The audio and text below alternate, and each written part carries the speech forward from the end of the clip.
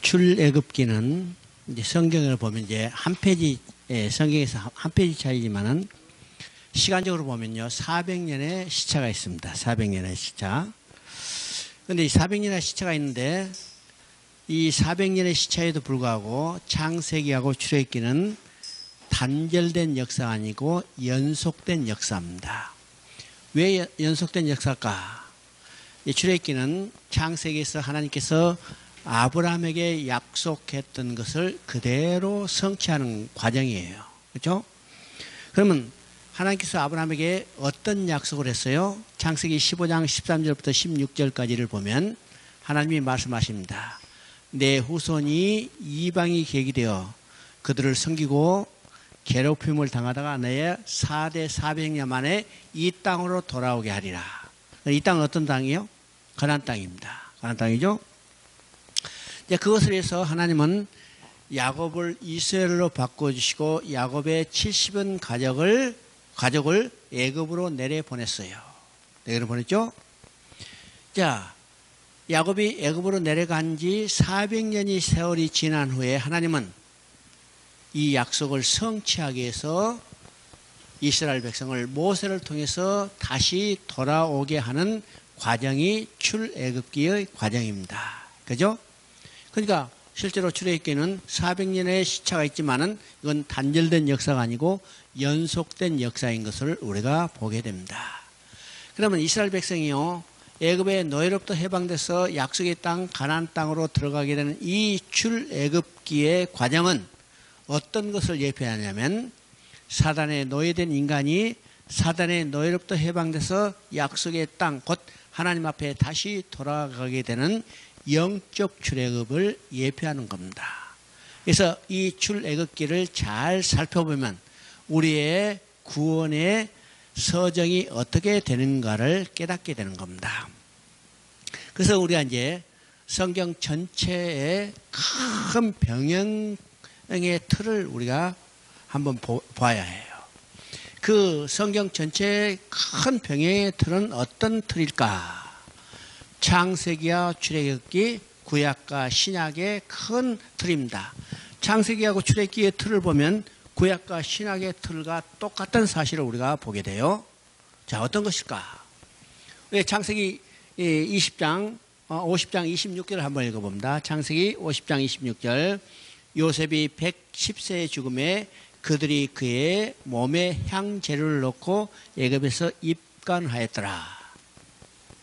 자, 출애굽기는 창세기는 뭘로 시작해서 뭘로 끝났어요? 창세기는 뭘로 시작해서 뭘로 끝나요? 창조로 시작해서 요셉의 죽음으로 끝나고 있어요. 창조로 시작해서 죽음으로 끝나고 있죠? 그러면 출애굽기는 뭘로 시작해서 뭘로 끝나고 있는가? 모세의 출생으로 시작해서 성막을 완공하고 하나님이 영광이 충만하는 것으로 끝나고 있어요. 그럼 모세가 태어났다는 것은 어떤 의미인가? 모세에게 태어남을 통해서 하나님은 재창조의 역사를 시작하셨다는 거예요. 재창조의 역사. 우리가 2장 2절 한번 출애굽기 2장 2절을 한번 읽어봅니다. 그 여자가 임신하여 아들을 낳으니 그가 잘생긴 것을 보고 석 달 동안 그를 숨겼으나. 그렇죠? 여기서 잘생겼다는 이 말은 어디서 나온 말이냐 하면 창세기 1장에서 반복되는 하나님 보시기에 좋았다는 말과 동일한 말이에요. 그렇죠? 동일한 말. 히브리어로는 동일한 표현입니다. 그러면 창조 때 하나님이 보시기 좋았더라. 모세가 출생한 것을 통해서 하나님이 보시기 좋았더라. 이 말은 어떤 거냐? 모세를 출생을 통해서 하나님은 재창조의 역사를 시작하신 거예요. 그러면 재창조의 역사는 어떤 것일까? 재창조의 역사는 어떤 것인가? 그렇죠? 우리가 재창조의 역사가 어떤 것인가를 아무리 생각해야 해요. 우리가 재창조의 역사 하면요, 집을 새로 짓는다. 이런 개념으로 생각할지 몰라도, 우리 이제 창세기에서 하나님이 나라를 건설했어요. 다른 말은 성전을 지었어요. 이것이 창세기 1, 2장의 내용이죠. 그러면 하나님 나라가 파괴됐다. 성전이 파괴됐다는 것은 어떤 의미일까? 하나님 나라의 지붕이 태풍에 무너졌단 말이 아니에요. 하나님 나라의 기둥이 지진에 무너졌다는 이야기가 아니고, 하나님 나라가 파괴됐다는 건 어떤 거예요? 하나님 백성이 사라져버렸어. 그렇죠? 하나님 나라에서는요, 왕이 있고 백성이 있어야 하는데 백성이 언약을 어기고 떠나버렸다면 하나님 나라가 파괴된 거죠. 그러면 하나님 나라에 다시 회복하는 것은 어떤 것이요? 떠나갔던 백성을 다시 돌아오는 거예요. 이게 바로 재창조의 역사입니다. 재창조의 역사. 그러면 모세를 통해서 어떤 역사예요? 자기 백성을 다시 찾아오는 역사예요. 그러니까 모세를 통해서 재창조의 역사가 시작되는 거죠. 재창조의 역사를 모세를 통해서 시작해서 애굽에 노예였던 이스라엘 백성을 돌아오게 해서 하나님의 백성이 되게 하고 하나님과 인간이 함께 사는 성전을 짓게 하고, 그렇죠? 성전이 어떤 의미라고 했어요? 하나님과 인간이 함께 사는 것이 성전이에요. 이건 가시인 성전을 짓기 위해서 하나님과 인간이 함께 산다는 것을 확신시켜주기로 그랬죠. 자, 성전을 다 짓게 될 때 어떻게 했어요? 성전에 하나님의 영광이 충만하다고 했어요. 하나님이 임재하고 하나님의 영광이 충만했어요. 그러면 하나님이 창조의 목적이 뭐라고 했습니까? 자기 형상대로 짓고 그 형상대로 지은 인간과 함께 살면서 기뻐하며 즐거워하며 그의 영광을 드러내는 것이 하나님의 창조의 목적이에요. 그렇죠? 그러면 자기 백성을 다시 찾아와서 자기 백성을 만들고 성막을 짓고 함께 살면서 하나님의 영광이 그 자리에 충만했다면 하나님의 영광을 바라고 즐거운 삶이 이루어지는 겁니다. 이것이 창세기하고 출애굽기의 틀이죠. 이것이 무엇으로 나타나면 구약과 신약의 틀로 나타나는 것을 보게 돼요. 그렇죠? 자, 구약의 마지막 책인 말라기서를 봅니다. 말라기서 4장 6절을 한번 봅니다. 그가 아버지의 마음을 자녀에게 돌이키게 하고 자녀들의 마음을 그들의 아버지에게로 돌이키게 하리니 돌이키지 아니하면 두렵건대 내가 와서 저주로 그 땅을 칠까 하노라. 그러면 구약의 마지막 말은 뭘로 끝나고 있어요? 저주로 끝나고 있어요.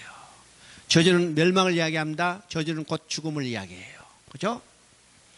그러면 구약은 뭘로 시작해서 뭘로 끝나냐면 창조로 시작해서 뭘로 끝나요?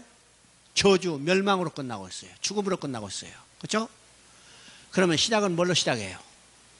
신약은 예수님이 출생으로 시작해요. 그러면 예수님이 출생으로 시작해서 뭐가 시작되냐면 재창조의 역사가 시작되는 거예요. 그렇죠? 재창조의 역사. 그럼 재창조의 역사는 어떤 것이요? 사단의 노예로 전락된 인간들을 다시 돌아오게 해서 하나님 백성으로 만드는 겁니다. 그렇죠? 이것이 예수님이 이 땅에 오셔서 십자가의 죽으심으로 사단이 노예된 인간들을 죄를 사해주고 해방시켜서 하나님 백성으로 다시 돌아오게 하는 거예요. 이게 재창조 역사입니다. 재창조 역사를 이룬 다음에 계시록에서는 뭐예요? 성막이 완공되고, 그렇죠? 아까 우리가 읽었어요. 계시록 21장 3절에 하나님의 장막이 사람과 함께 계심에 장막이 완공됐죠? 그래서 성막은 성전은 눈에 보이지 않으니 어떤 것이 완성됐어요? 주 전능하신 야 및 어린 양이 성전입니다. 이 말은 어떤 것이야? 성전의 개념은 하나님과 인간이 함께 사는 것이 회복됐다는 거예요. 그랬더니 어떻게 했어요? 그곳에는 해도 필요 없고 달빛도 필요 없더라. 왜요? 하나님의 영광이 충만하기 때문이요. 하나님의 영광이 충만한 곳은요, 햇빛도 필요 없고 달빛도 필요 없어요. 달빛도 필요 없어요. 왜요? 하나님의 영광이 피조된 빛보다 더 밝기 때문입니다. 우리의 신앙의 목표는 뭐냐? 하나님께 다시 돌아가서 하나님의 영광을 바라보고 즐거운 삶을 누리는 겁니다. 계시록에서 이것을 완성했죠? 그러니까 창세기와 출애굽기의 이 구조가 구약과 신약의 큰 병행 틀로 나타난 것을 우리가 보게 됩니다. 자, 우리 이 큰 틀을 볼 때 이 성경이 더 명확하게 보이죠. 성경이 어떤 이야기인가? 하나님과 인간이 함께 사는 것을 성취하는 하나님의 일을 기록해 놓은 사실입니다. 그렇죠? 그래서 우리가 출애굽기를 볼 때 출애굽기가 어떤 것인가를 우리가 깨닫게 되죠.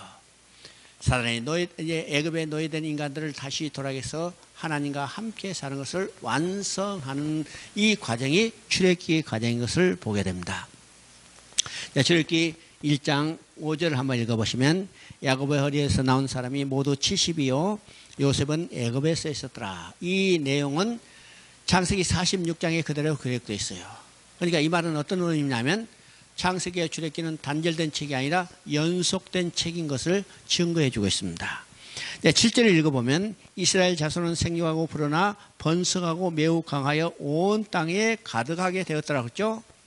그러면 창세기 46장 3절에 하나님이 야곱의 70인 가족을 애굽에 내려보낸 목적이 뭐라고 써요? 내려가기를 두려워하지 마라. 내가 너로 큰 민족을 이루고 애굽의 70인을 애굽에 내려보는 하나님의 목적과 계획이 있다는 것이요. 그것은 어떤 것이요? 이스라엘 민족을 큰 민족으로 만드시겠다는 거죠. 그런데 애굽에 내려간 이스라엘 백성이 지금 어떻게 됐냐? 생육하고 불어나 번성하고 매우 강하여 온 땅에 가득하게 됐더라. 이것은 하나님께서 야곱의 70인 가족을 애굽에 내려보낸 목적이 성취됐다는 거예요. 목적이 성취됐다면 어떻게 해요? 약속대로 그들을 다시 돌아오게 할 때가 됐다는 것을 보여주고 있습니다. 그런데 1장 12절을 읽어보십니다. 1장 12절 그러나 학대를 받을수록 더욱 번성하여 퍼져나가니 애굽 사람이 이스라엘 자손으로 말미암아 근심하여. 그렇죠? 이스라엘 백성들이 번성하기 시작하니까 애굽의 왕이 그것을 보고 근심하여서 이스라엘 백성을 말살하기 위해서 지금 어떤 정책을 보냐면 학대하고 있어요. 학대. 그런데 이스라엘 백성은 학대 받을수록 더욱 번성했다고 했습니다. 그러면 애굽 왕이 왜 이스라엘 백성을 학대했을까? 그것이 8절과 연관이 됩니다. 요셉을 알지 못하는 새 왕이 일어나 애굽을 다스리더니. 자, 이 말은 어떤가? 요셉을 알던 왕은 요셉을 통해서 애굽이 기근 가운데 구원받은 사실을 알죠. 그래서 요셉 당대에는 어떻게 했어요? 요셉을 통해서 그들이 구원받았기 때문에 요셉의 족속인 이스라엘을 초청해 가지고 일정한 지역에 정착하도록 배려했어요. 배려했죠? 그러니까 요셉을 알던 왕은 이스라엘을요 후대했습니다. 후대했어. 박해는 하지 않았죠? 근데 요셉을 알지 못하는 왕이 일어나서 지금 자기 땅에 살고 있는 이스라엘 백성을 보니까 이런 큰일 났어요. 왜일까? 지금 자기 땅에 살고 있는 이방인 이스라엘 백성이 크게 번성하기 시작해요. 그것을 본 애굽 왕은 어떤 생각이 들까? 야, 애굽이 다른 나라로부터 침공을 받으면 이 땅에 살고 있는 이 이방 민족 이스라엘이 봉기해서 합세해가지고 애굽이 멸망하겠구나. 위협을 느끼는 겁니다. 위협을 느끼기 때문에 어떻게 해요? 이스라엘을 지금 없애야 해요. 말살시켜야 해요. 말살시키기 위해서 학대하기 시작하는 거죠. 이 학대는 세 과정으로 나타납니다. 첫 번째 과정은 어떤 것인가? 이스라엘 백성을 노역을 강하게 해서 힘이 없어서 자식을 낳지 못하도록 하는 거예요. 그런데 이스라엘 백성은요, 자식만 뻥뻥 잘났어. 첫 번째 실패했죠? 두 번째는 이제 보다 더 악랄한 방법을 쓰는 거죠. 산파를 벌써 이스라엘 여자들이 남자아이를 낳는다면 다 죽이게 했어요. 그런데 이스라엘 여자들은 산파가 도착하기도 전에 자식을 낳아버렸죠. 이 방법도 실패한 겁니다. 세 번째는 어떤 방법을 쓰는가? 세 번째는 더 악랄한 방법입니다. 이스라엘 여자들이 남자아이들을 낳거든 다 하수에 던져서 죽이게 했어요. 그런데 이스라엘 백성은 어떻게 했어요? 숨겨 길렀어요. 누구를 통해서 알게 되면 모세를 통해서 보게 되죠. 모세는 석 달 동안 숨겨 길더니 울음소리가 너무 커가지고 숨겨 기를 수 없기 때문에 갈대 생자에 넣어서 나일강에 버린 겁니다. 그런 거죠. 이것을 볼 때 이스라엘 백성을 지금 애굽의 왕이 말살하기 위해서 여러 가지 정책을 펴지만은 이스라엘 백성은 학대받을수록 더욱 번성했다고 그랬어요. 왜 이스라엘 백성이 학대를 받을수록 말살되지 않고 동화되지 않고 더욱 번성할 수 있었을까? 이스라엘 백성은 어떤 백성이요? 이스라엘 백성은 어떤 백성이요? 하나님의 약속의 백성이요. 하나님이 그들의 하나님의 백성으로 택한 선민들이요. 그렇기 때문에 하나님은 그들을 지켜주시고 그들과 함께 계시기 때문에 이스라엘 백성은 학대를 받았지만은 그들에게 동화되지 않고 말살되지 않고 더욱 번성했어요. 여기서 우리가 중요한 사실을 깨닫게 된 거죠. 하나님의 백성, 언약의 백성, 하나님의 택한 백성이기 때문에 아무런 어려움도 없이 만사형통한 것이 아닙니다. 그렇죠? 학대를 더욱 더 받았다는 거예요. 이스라엘 백성이 받은 박성은 다 같은 땅에 살고 있는 애굽 사람들보다 더 학대를 받았지만은 그들은 학대를 받을수록 더욱 번성했어요. 왜일까? 하나님의 약속이 그들에게 있었기 때문에요. 하나님의 약속이 그들에게 있기 때문에 하나님이 그들을 지켜주신 겁니다. 그러나 고난 가운데도 그들은 말살되지 않고 동화되지 않고 더욱 번성할 수 있었다는 사실을 우리가 보게 되죠. 2장 2절에 보면 아까 읽은 것처럼 모세가 태어난 거예요. 그래서 이 잘생긴 것을 보거든요. 잘생기겠다는 것은 모세를 통해서 재창조의 역사가 시작되고 있다는 사실을 보게 되는 겁니다. 보게 되죠. 자, 2장 23절 24절을 읽어보십니다. 2장 23절 24절 여러 해 후에 애굽 왕은 죽었고 이스라엘 자손은 고된 노동으로 말미암아 탄식하며 부르짖으니 그 고된 노동으로 말미암아 부르짖는 소리가 하나님께 상달된지라. 하나님이 그들의 고통 소리를 들으시고 하나님이 아브라함과 이삭과 야곱에게 세운 그의 언약을 기억하사. 우리가 이 내용도 잘 살펴봐야 합니다. 자, 이 내용을요 우리가 이제 23절 24절에 하나님 그들이 고된 노동으로 말미암아 탄식하여 부르짖으니 24절에 하나님이 그들의 고통 소리를 들으시고. 자, 이 내용만 뚝 떼서 해석한다면요, 그들이 고난 가운데 부르짖고 그 고난 가운데 부르짖는 소리를 듣고 하나님이 그들을 구원해 주시다. 자, 이렇게 이야기하면요 기도의 만사 형통의 능력을 부여하게 돼요. 무슨 일든지 하나님 앞에 부르짖으라. 부르짖으면 하나님이 그 기도를 다 응답하시고 응답하신다. 이렇게 이야기할 수 있죠. 물론요 우리가 하나님 앞에 기도해야 해요. 하나님은 우리가 부르짖고 기도하는 소리를 응답하셔요. 그러나 모든 기도를 다 응답하지 않죠. 우리 잘 알아야 합니다. 어려울 때 기도한다고 해서 모든 기도를 다 응답하시지 않아요. 우리 이게 알죠. 하나님은 어떤 기도만 응답하세요? 하나님의 뜻에 합당한 기도만 응답하세요. 하나님은요 인간의 욕심에 따라서 구하는 기도 다 응답하지 않습니다. 그러니까 만사형통의 기도의 만사형통의 능력이 있는 게 아니죠. 하나님은 약속의 근거에 있어 하나님의 뜻대로 모든 일을 성취해 가시고 있다는 사실을 우리가 알게 해야죠. 그러면 하나님께서 이스라엘 백성을 건져내는 것은 근거가 뭐냐면 그들이 고난 가운데 부르짖었기 때문에 그들을 구원해내신 사실이 아니라는 거예요. 뭐 때문에? 그들에게 주신 약속이에요. 약속이에요. 근데 왜 하나님이요 고난 가운데 있게 하고 고난 가운데 부르짖게 하셨는가? 이것은 그들을 구원해내신 하나님이 누구신가를 알게 하는 하나님의 자기 계시라는 사실입니다. 자기가.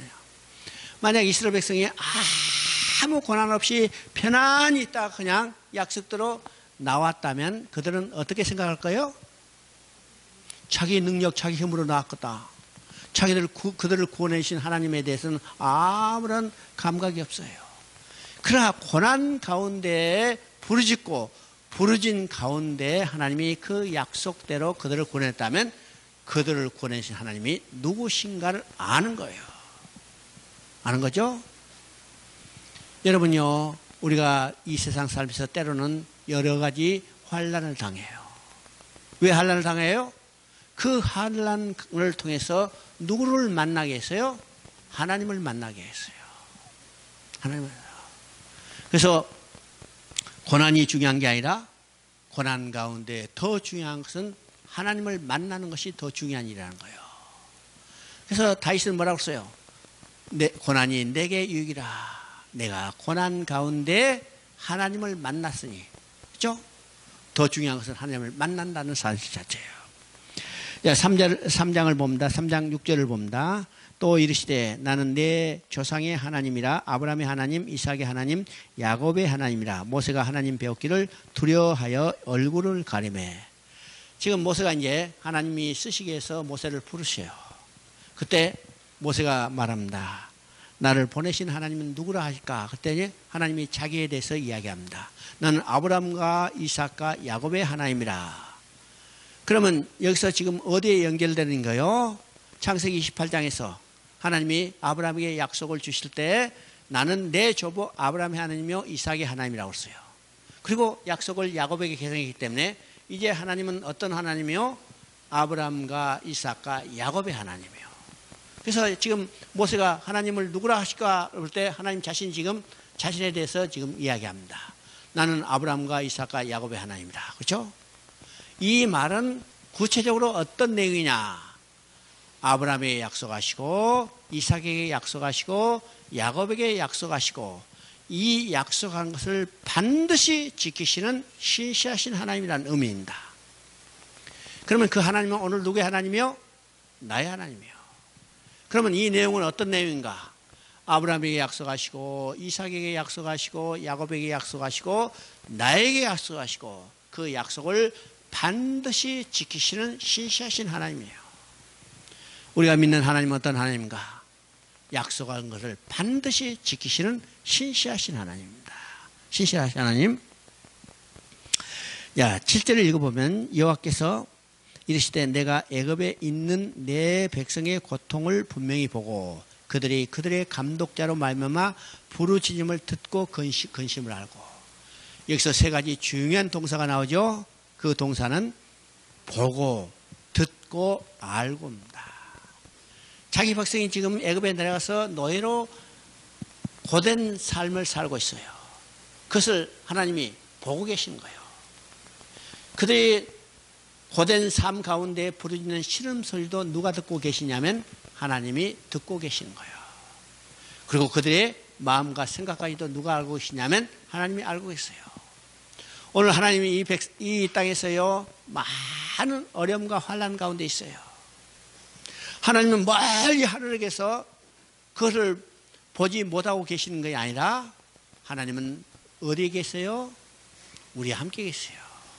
그래서 우리의 모든 삶을 다 보고 계시고 우리가 이 고된 삶 가운데 부르짖는 작은 시름소리도 하나님은 다 듣고 계시고 우리의 마음과 생각에도 다 알고 계시는 하나님이라는 사실을 우리가 알아야 합니다. 알아야죠? 또 8절에 보니까 내가 내려가서 그들을 애굽의 손에서 건져내고 그들을 그들의 땅에서 인도하여 아름답고 광대한 땅, 젖과 꿀이 흐르는 땅, 곧 가나안 족속, 헷 족속, 아모리 족속, 이브리스 족속, 히 족속, 여부수 족속의 지방에 데려가라 하노라. 여기서 세 가지 중요한 동사가 나옵니다. 첫째는 내려가서, 두 번째는 건져내고, 세 번째는 인도하여 데려가라 하노라. 그게 이 말이에요. 자, 이것이 하나님이 구원하는 하나님의 구원의 방법입니다. 내려가서죠. 하나님은 자기 백성이 있는 곳으로 내려와서 그들을 압제하는 사람들의 손에부터 건져내서 하나님이 친히 하나님의 약속의 땅으로 인도에 데려가시는 거예요. 인도에 데려가는 거예요. 이게 하나님의 구원 방법입니다. 출애굽부터 하나님이 친히 내려오셔서 그들을 구원했어요. 또 오늘 이 시대도 사단의 노예된 인간들을 구원하시기 위해서 하나님이 친히 내려오셨어요. 내려오셨죠? 하나님은 멀리 계시면서요 우리를 오라고 하지 않아요. 친히 우리가 있는 곳으로 내려오셔서 우리를 구원하신 거예요. 요한복음 1장에 이야기합니다. 태초에 말씀이 계시니 그 말씀이 하나님과 함께 계시고 그 말씀은 곧 하나님이시라. 그렇죠? 이 말씀은 곧 하나님이시요. 근데 1장 14절에 보니까 말씀이 육신이 되어 우리 가운데 거하시니. 그죠? 말씀은 하나님이신데 말씀이 육신을 입고 이 땅에 오셨어요. 하나님이 육신을 입고 오신 그분이 누구예요? 곧 예수 그리스도예요. 예수 그리스도는 우리를 죄에서 구원하시고 사단의 노예로부터 해방시키기 위해서 이 땅에 오셨죠. 그러니까 예수님이 이 땅에 오신 것은 곧 하나님이 육신을 입고 이 땅에 우리를 구원하시기 위해서 오셨어요. 그래서 오셔서 십자가의 죽으심을 통해서 사단의 노예로부터 우리를 해방시켜서 어디로 인도해요? 하나님 앞으로 인도하는 거예요. 자, 베드로전서 3장 18절 읽어봅니다. 베드로전서 3장 18절.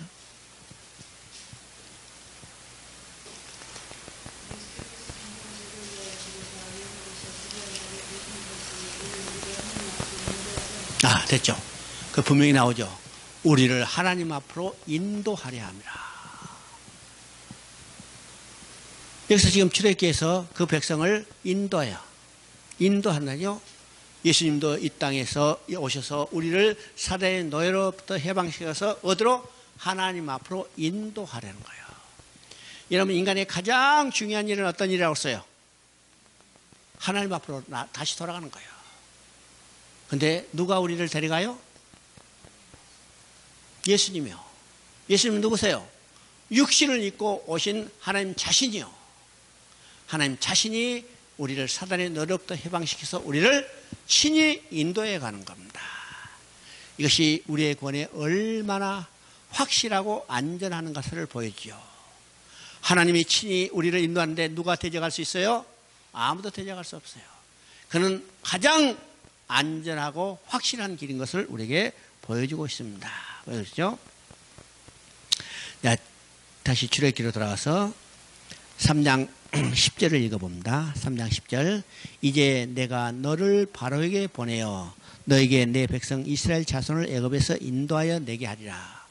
지금 여기서는 어떤 말이냐면 하나님께서 모세를 바로에게 보내겠다는 거죠. 바로에게 보내겠다는 겁니다. 그럼 우리가 8절을 가보면 8절은 하나님이 친히 내려와서 구원하시는데 10절에 보니까 하나님이 모세를 바로에게 보낸단 말이에요. 바로에게 본다. 그러면 이건 어떤 것인가? 이스라엘 백성을 구원내신 분은 하나님 자신인데 누구를 사용하시겠다는 거예요? 모세를 사용하겠다는 거예요. 그러면 이스라엘 백성을 구원내신 분은 모세요? 하나님이요? 어? 모세가 아니라 하나님이요. 모세는 하나님이 쓰시는 도구에 불과해요. 그죠? 그러니까 우리가 성경을 읽을 때 그 중심 관점이 누구에 있는가를 봐야 합니다. 모세에 있는 게 아니요. 하나님께 있어요. 앞서도 그랬죠? 아브라함에게 약속을 주셔서 아브라함을 통해서 하나님이 하나님의 일을 성취해 가는 겁니다. 그래서 성경에 나올 때, 성경을 볼 때 거기에 나오는 인간의 중심이 아니라 그 인간들을 사용해서 일하시는 하나님의 손길을 바라볼 수 있어요. 그래서 성경의 중심점이 어디에 있는가를 우리가 확실히 알아야 합니다. 모세는 하나님이 쓰시는 도구에 불과해요. 내가 너를 바로에게 보내서 너를 통해서 내가 이스라엘 백성을 건져내겠다는 거예요. 그렇죠? 자, 우리 이제 10절에 하나님께서 모세를 바로에게 보냈다고 하니까 11절 읽어봅니다. 모세가 하나님께 아뢰되 내가 누구이기에 바로에게 가며 이스라엘 자손을 애굽에서 인도하여 내리까. 하나님께서 모세를 바로에게 보내겠다니까 모세가 펄쩍 뛰면서 내가 누구이기에, 이 말을 다른 말로 하면 나는 할 수 없어요 이 말이에요.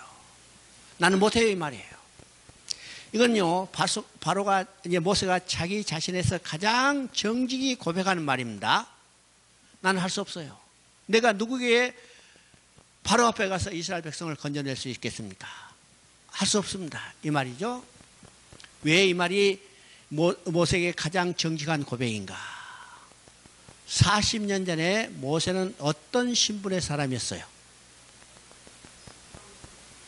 40년 전에 모세는요 애굽의 공주의 아들 곧 바로의 여기 왕자였어요. 바로의 왕자였을 때 모세가 어떤 일을 저지르는가? 히브리 사람 두 사람이 싸우는 것을 해결해야겠죠. 그것도 해결하지 못하고 죽이겠다니까 죽음을 피해서 도망가는 신세였어요. 언제? 바로의 왕자였을 때. 근데 지금 40년이 지난 모세는 지금 어떤 신분이에요? 어떤 신분이요? 양치는 자, 목동에 불과해요. 그죠? 40년 전에 바로의 왕자였다면 그 40년 전에 모세가 바로 왕자였다는 것을 기억할 사람이 몇 사람이 있을까? 그죠? 기억할 사람이 없을 뿐만 아니라 지금은요, 모세는 저 미디안 광야, 그것도 애굽 땅이 아니죠. 지금 홍해를 건너서 저쪽 아라비아의 이 밑에 있는 한 광야에서 40년 동안 양치기를 했어요. 40년 동안 양치기를 하던 모세가 애굽에 가서 바로 궁에 근처나 갈 수 있겠어요? 쫓겨나 버리죠. 쫓겨나. 갈 수 없어요. 그러니까 이것은요, 모세가 자기 자신에서 가장 정직한 고백이죠. 나는 할 수 없어요. 그때 하나님이 뭐라고 말씀하세요? 12절에 보니까 하나님이 이르시되 내가 반드시 너와 함께 있으리라.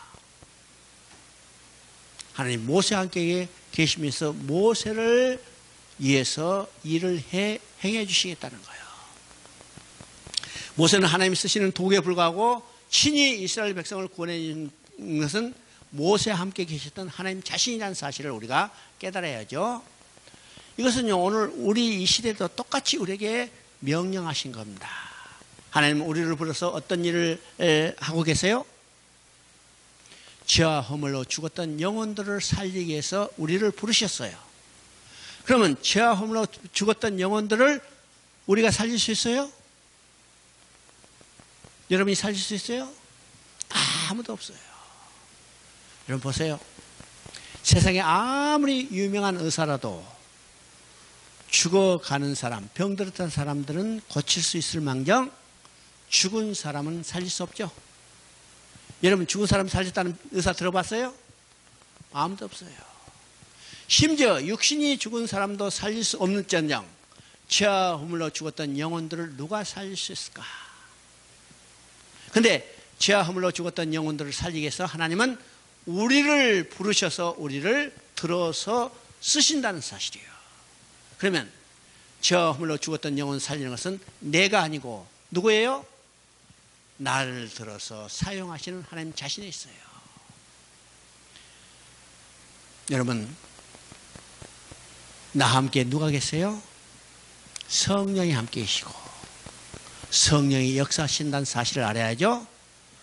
나는 어떤 도구로 쓰신가? 하나님이 나를 들어서 복음을 전가하는 입술로 사용하시는 거예요. 내 입술을 들어서 복음을 전가하죠. 내가 입술을 벌려서 복음을 전가하면 복음을 듣는 심령 속에 뭐가 역사냐면 성령의 역사예요. 성령 역사예요. 그런데 내가 입을 열어서 복음을 전가하지 않으면 복음을 듣는 심령이 없고 복음을 듣는 심령이 없다면 성령이 역사할 수 없죠. 성령이 역사예요. 그래서 나는 하나님의 도구로 내 입을 벌려서 복음을 전가하고 복음을 듣는 심령 속에 누가 역사냐면 성령의 역사예요. 이것을 봐서 살리는 것은 내가 아니죠. 나는 하나님의 도구로 사용될 뿐이고 살리시는 것은 성령이에요. 성령이에요. 하나님 자신이에요. 내가 하나님의 도구로 쓰임받고 있다는 사실을 우리가 깨달아야 합니다. 깨달아야죠. 자, 4장 6장을 한번 봅니다. 6장 6절부터 8절까지 한번 읽어봅시다. 6장 6절부터 8절.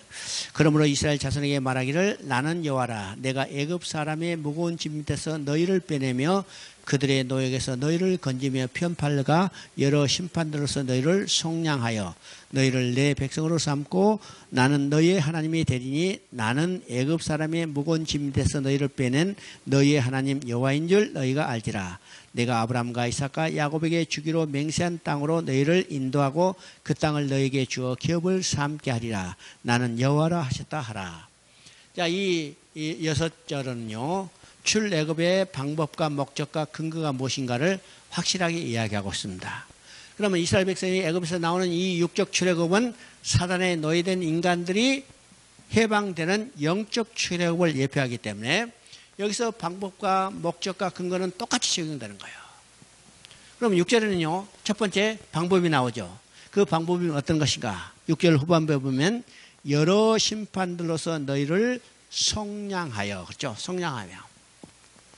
여기서 속량이란 말은요, 대속이란 말과 구속이란 말과 같아요. 구속. 그래서 옛날 한글판에는 구속이란 말을 써서 우리가 구속사라는 말을 쓰는데 갑자기 이 개정판을 만들어서 속량이란 말을 썼어. 그럼 오늘 이제 속량사라고 써야 하는데 속량사라고 안 쓰잖아요. 왜 고쳤는지 내가 이해가 안 가. 그런 부분들이요. 그런 개정판에 그런 내용들이 여러 군데 있습니다. 불명확하고 같이 써도 이게 지금까지 통일된 용어를 바꿔야 할 부분들이 오히려 혼란을 주는 것들이 많이 있죠.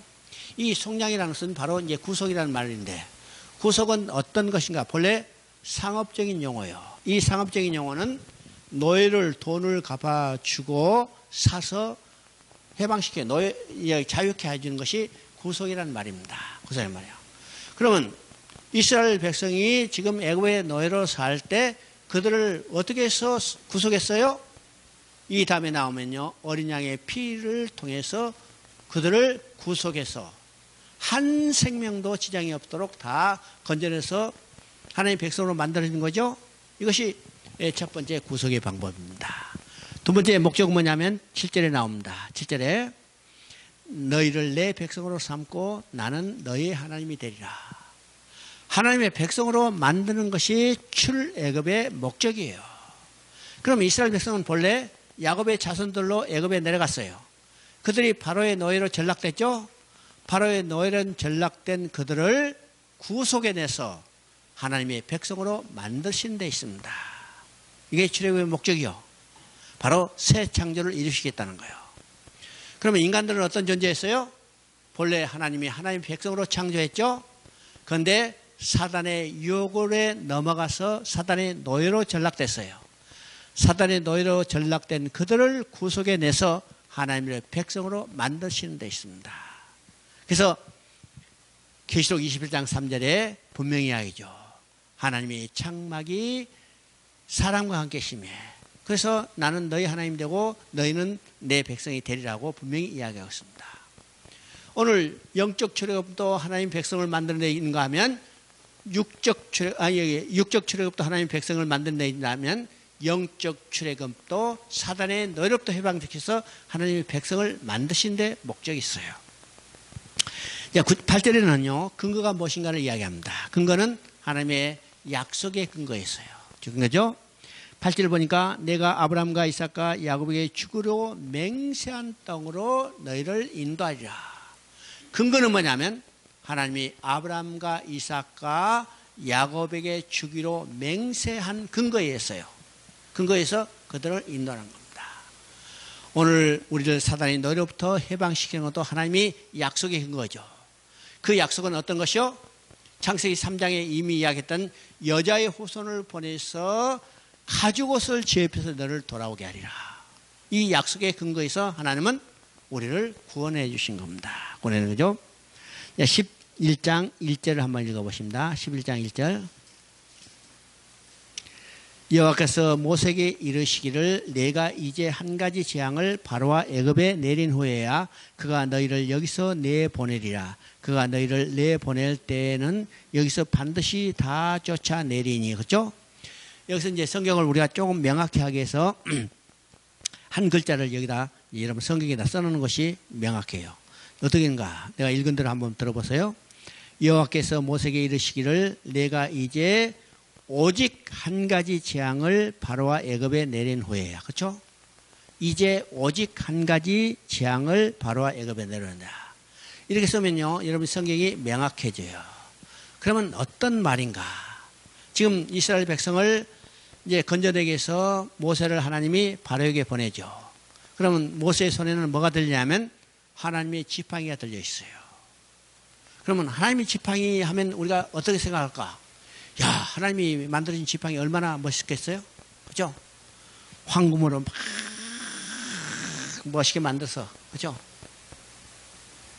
그것이 있었다면 참 요새 값비쌀 텐데, 최순실이 발로 가져갔을 줄 몰라. 근데 보세요. 하나님의 지팡이, 모세가 들고 있는 지팡이는 어떤 지팡이일까? 모세가 들고 있는 지팡이는 40년 동안 모세는 뭐 했냐면 양치기를 했어요. 양치기. 양치기가 들고 있는 지팡이 어떤 지팡이요? 황금 지팡이요? 아니요. 나뭇가지 하나 쫙 깎아가지고 들고 다니는 지팡이요. 정말 볼품없죠. 근데 이 지팡이가 하나님의 지팡이 됐어요.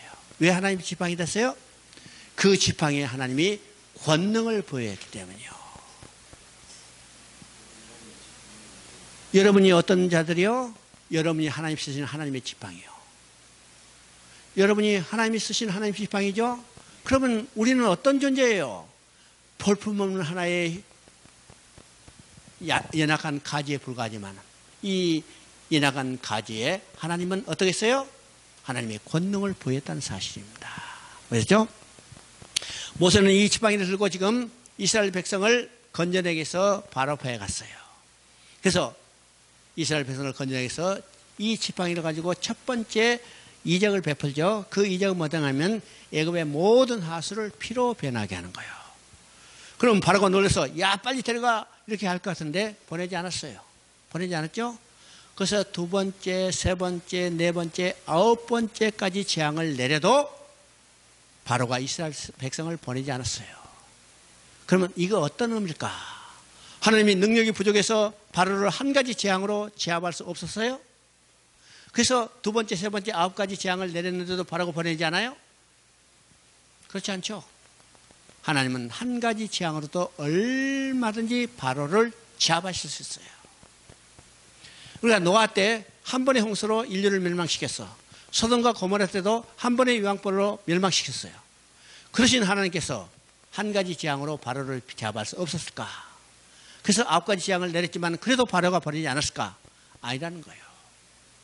하나님은 얼마든지 한 가지 재앙으로도 바로를 제압할 수 있었지만 왜 아홉 가지 재앙을 내렸는가? 이 한 가지 재앙을 강조하기 위해서입니다. 강조하기 때문에 지금 쓰라고 그랬죠. 오직 한 가지 재앙을 내려냐. 이 한 가지 재앙에 초점을 맞춰가고 이 한 가지 재앙은 아니면 어떤 다른 재앙으로도 이스라엘 백성을 바로로부터 해방시킬 수 없다는 사실을 보여주게 해요. 그러면 이 한 가지 재앙은 어떤 것이요? 애굽의 모든 장자가 죽임을 당하는 가운데 이스라엘 백성은 어린 양의 피를 통해서 한 생명도 지장 없이 해방되어 나온 것을 보여주게 한 거예요. 그러면 우리가 사단의 노력부터 해방되는 것은 어떤 것이요? 이 방법도 아니고 저 방법도 아니고 오직 한 가지 방법이요. 그 오직 한 가지 방법은 어떤 것인가?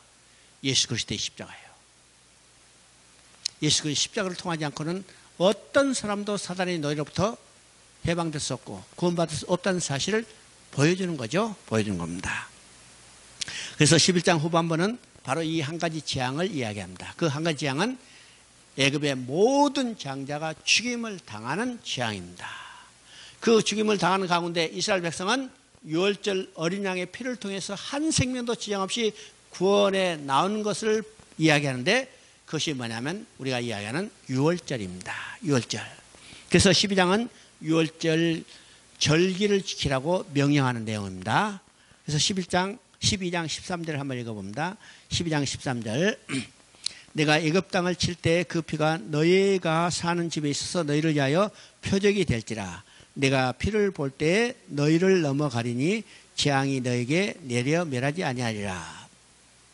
여기서 이제 표적이라는 말을 여러분 이제 줄을 하나 쳐놔요. 너희를 위하여 표적이 될지라 그랬죠. 그러면 이 내용은 어떤 것인가? 이스라엘 백성이 하나님 명령합니다. 양들을 준비했다가 그달 14일 저녁에 양을 잡아서 고기는 먹고 피는 문설주 임방에 바르라. 그죠? 문설주 임방에 바른 그 피가 너희에게 표적이 될지니. 그죠? 너희에게 표적이 될지니. 그래서 여기 표적이 된다는 말에 여러분 이제 줄을 쳐놔요.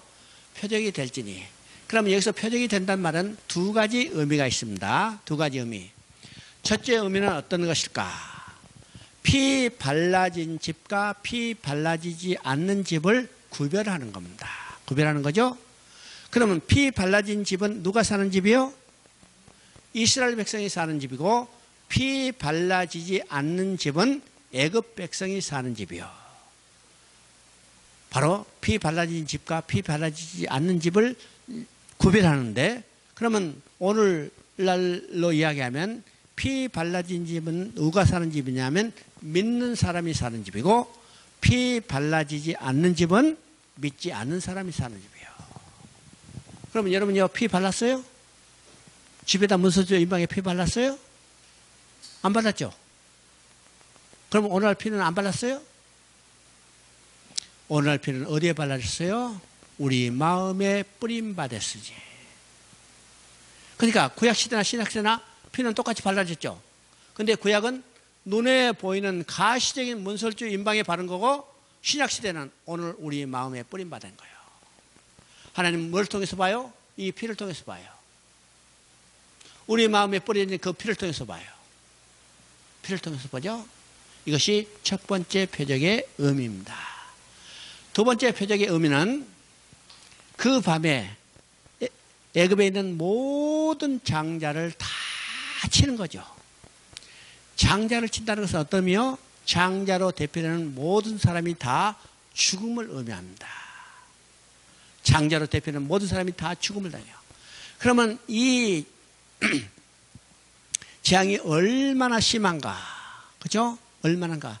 가축의 첫 새끼도, 옥에 갇힌 사람의 장자도, 종의 장자도, 그 다음에 애굽의 바로의 장자도 다 죽음을 해요. 그러니까 모든 인류가 다, 모든 것이 다 죽음을 당하는 거예요. 그 죽임을 당하는 가운데 하나님의 사자가 지나가면서 이스라엘 백성의 집에 지나갈 때는 문설주 인방에 발라진 피를 보고 넘어간다고 했어요. 이 넘어가는 것이 유월입니다. 유월. 그죠? 1, 2, 3, 4, 5, 6월 그 유월이 아니라 넘어가기 때문에 유월이에요. 이게 가끔 이제 착각하기도요.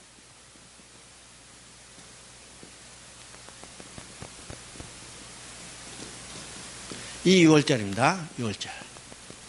6월절. 이게 넘어간다는 소리예요. 넘어간다. 넘어가기 때문에 6월절입니다.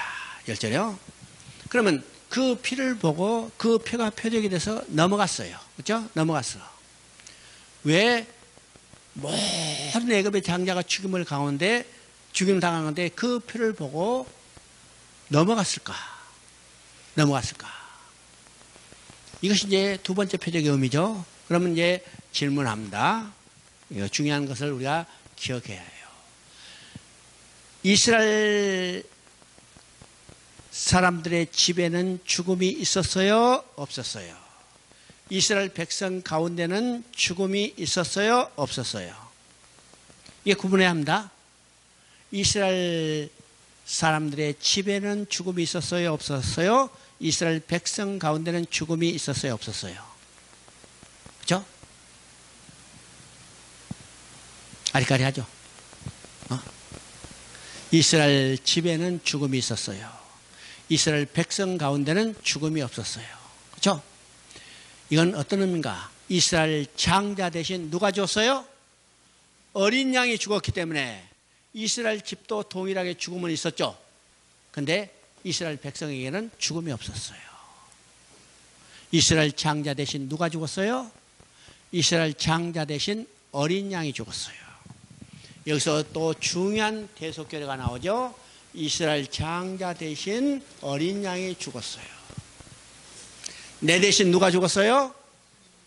십자가에서 예수님이 죽었어요. 이게 대속결례입니다. 그래서 예수님 말씀하시죠. 내가 섬김을 받으려는 게 아니라 도리어 섬기려 하고 많은 사람을 위한 대속물이 되려 합니다. 예수님은 이 땅에 오심부터 시작해서 뭐가 됐어요? 우리를 위한 대속물이 되기 위해서 오셨어요. 다른 말은 우리를 대신해서 죽으시기 위해서 이 땅에 오셨어요. 이 땅에 오셨죠? 이게 대속결례입니다. 이스라엘 장자 대신 어린 양이 죽었어요. 그것이 표적입니다. 표적이죠. 자, 22절을 한번 읽어보면 우스조 묶음을 가져다가 그릇에 담은 피에 적셔서 그 피를 문 임방과 좌우 설주에 뿌리고 아침까지 한 사람도 자기 집 문 밖에 나가지 마라. 예, 피를 문설주 임방에 뿌리고 집 밖으로 한 사람도 나가지 말라는 거예요. 왜일까? 우리는 그리스도 피 안에 있어야 해요. 밖으로 나가서는 안 돼요. 그렇죠? 우리가 예수를 믿는다면요, 우리 마음속에 뿌려진 피 밖으로 나가서는 안 돼요. 오늘 들락날락한 사람들이 얼마나 많아요?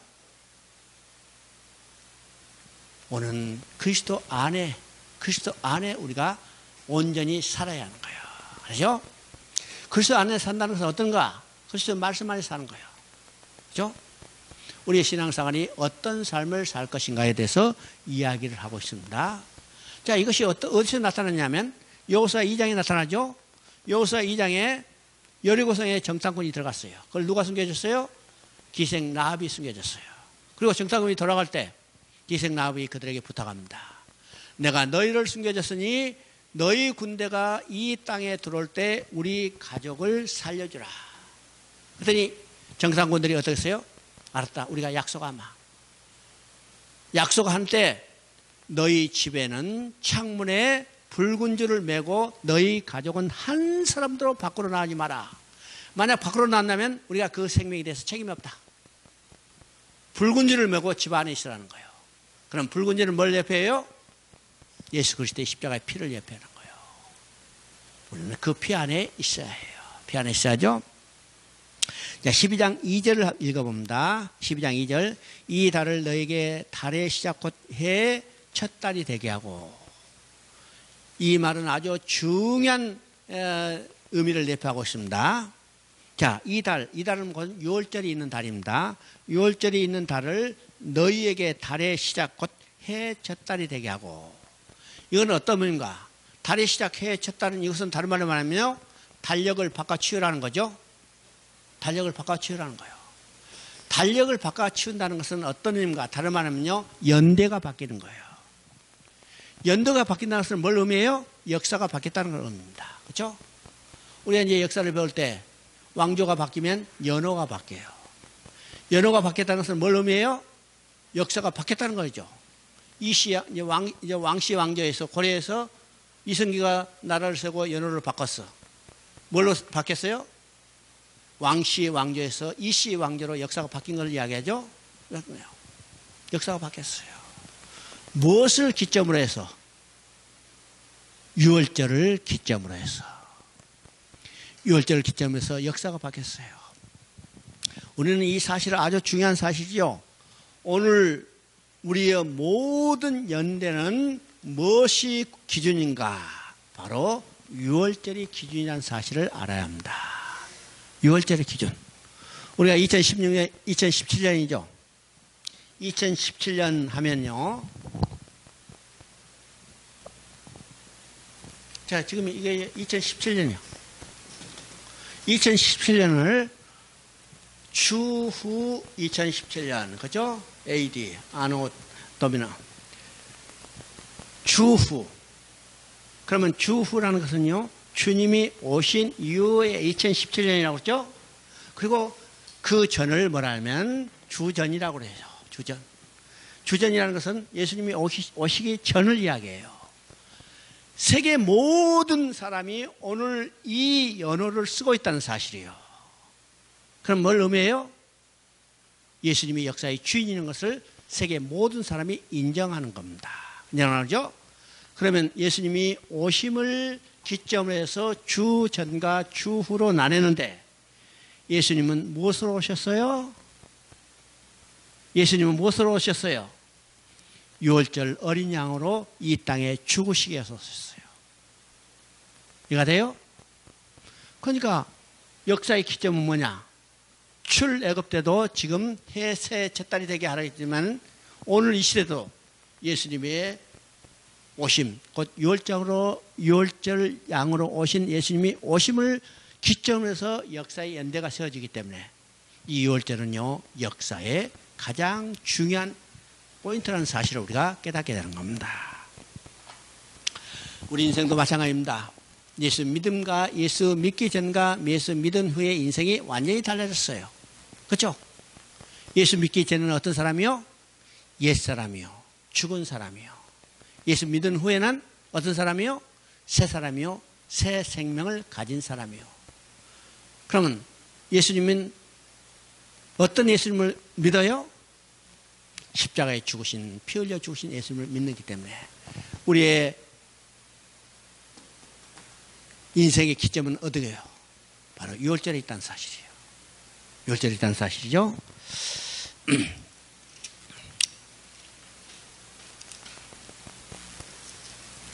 자, 식사하고 하십시다.